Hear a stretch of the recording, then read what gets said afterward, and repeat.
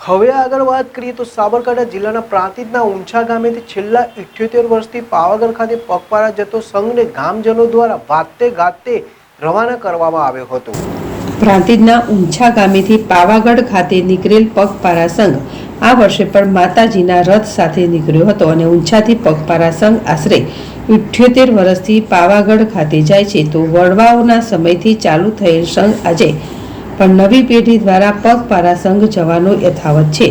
ત્યારે પહેલા માની ધજા લઈને સંઘ નીકળતો હતો અને અત્યારે છેલ્લા 19 વર્ષથી નવી પેઢી દ્વારા માતાજીનો રથ લઈને નીકળે છે। ત્યારે આ પગપાળા નીકળેલ સંઘને ઊંચા ગ્રામજનો દ્વારા દર વર્ષની જેમ આ વર્ષે પણ વાજતે ગાજતે ગામમાંથી ગામના પાદર સુધી રવાના કર્યો હતો।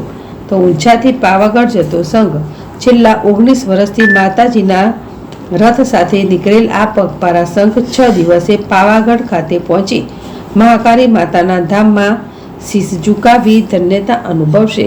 તો આ પગપાળા સંઘમાં આ વર્ષે 100 જેટલા ધર્મપ્રેમી માય ભક્તો પગપાળા સંઘમાં જોડાયા હતા અને ગામમાં કોઈ પણ નાત જાતના ભેદભાવ વગર સંઘમાં દરેક સમાજના લોકો સાથે રહીને ગામમાં વાજતે ગાજતે વરઘોડો કાઢી સંઘને ગ્રામજનો દ્વારા પ્રસ્થાન કરાવ્યું હતું। રાવળ જલેશ ટીવી પ્રાંતિજ।